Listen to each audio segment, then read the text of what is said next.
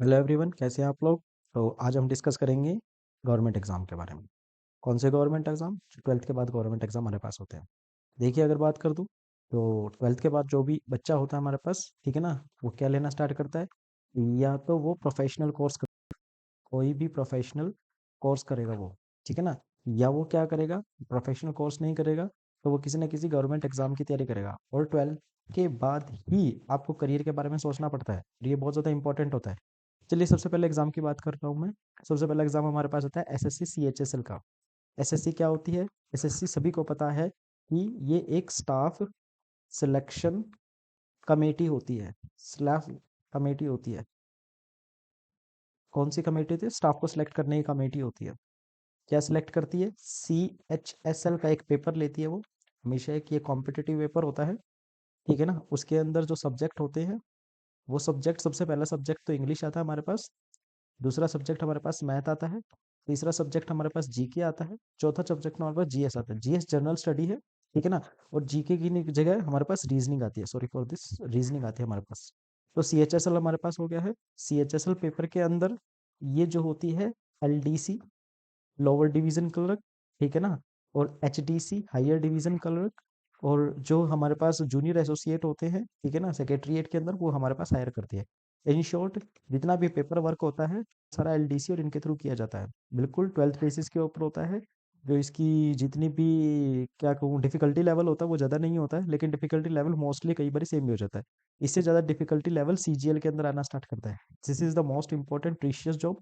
इसके लिए भी बच्चे बहुत ज़्यादा प्रिपेयर करते हैं आफ्टर ग्रेजुएशन। अब ये सारे कोर्स आफ्टर ग्रेजुएशन करते हैं, लेकिन 12th के बाद ही किए जाए तो आपके लिए बहुत बेहतरीन है। दूसरा, अगर आप रेलवे के अंदर अपना करियर देख रहे हैं, तो रेलवे के अंदर भी NTPC का एक पेपर आता है। NTPC पेपर मतलब नॉन टेक्नीशियन पेपर आता है, ठीक है ना। अब ध्यान से सुनिए, रेलवे बेसिकली जितने भी रेल्स होती हैं वो टेक्नीशियन पेपर को ज़्यादा लेना स्टार्ट करती है। तो उसमें टेक्नीशियन पेपर बहुत ज़्यादा होते हैं। जैसे कि यहाँ पे ALP की बात कर लूँ, तो ALP एक लोको पायलट है। अगर मैं देखूँ तो ये लोको पायलट का पेपर है। तो लोको पायलट का पेपर हर साल होता है। जैसे इसमें ग्रुप डी है, ग्रुप डी के अंदर जितनी भी सर्विसेज होती है ग्रुप डी की, वो सारे के सारे यहाँ पे, स्वीपर हो गया, वाइपर हो गया, ये सारे के सारी सर्विसेज इसमें RRB के अंदर यहीं पे देखी जाती है। तो NTPC हो गया। अगर मैं सब्जेक्ट की बात करूँ, तो सब्जेक्ट कौन कौन से हमारे पास हो जाते हैं? सब्जेक्ट देखो तो इसमें इंग्लिश छोड़ करके बाकी सारी चीजें होती है। मैथ इसके अंदर होता है, GS इसके अंदर होता है, कंप्यूटर इसके अंदर होता है, और रीजनिंग इसके अंदर होती है। ये 4 सब्जेक्ट हमारे पास इसके अंदर हमेशा मिलने स्टार्ट होते हैं।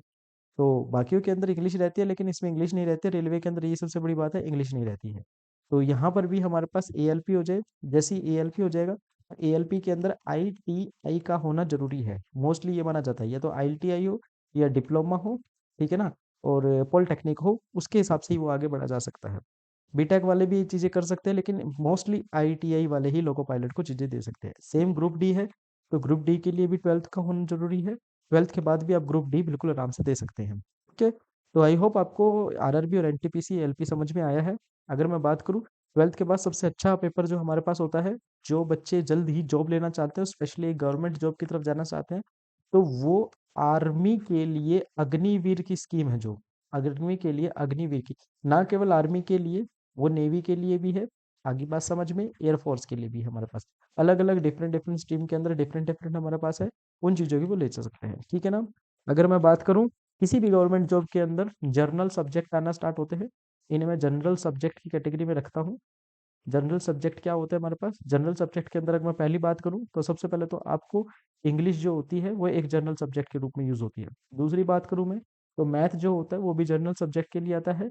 तीसरी बात करूँ, रीजनिंग हमारी जनरल सब्जेक्ट के लिए आती है। चौथी बात, GS, जो हमारे पास GS है, ठीक है ना, GS जनरल स्टडी।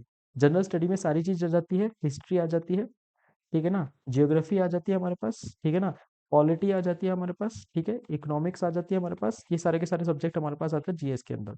तो और भी ज्यादा सब्जेक्ट है, इन्वायरमेंट हमारे पास सब्जेक्ट है, बायोलॉजी का हमारे पास सब्जेक्ट है, सारे सब्जेक्ट इसके अंदर आते हैं।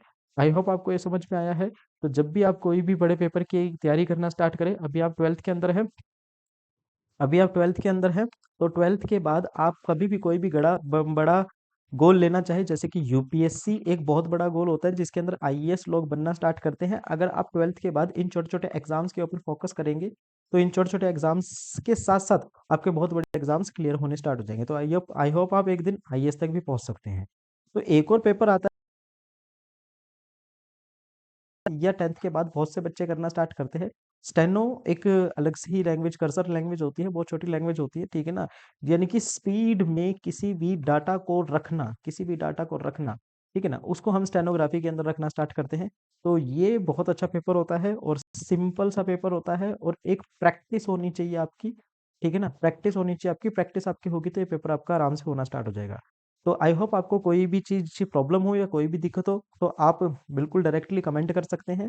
प्लीज़ इसको शेयर कीजिए, सब्सक्राइब कीजिए, और आगे-आगे नई-नई नॉलेज के साथ जुड़े रहिए। तो अभी स्टार्ट हुए हैं इस चीज़ के साथ, तो आगे-आगे नई नॉलेज आपको देते रहेंगे। Thank you.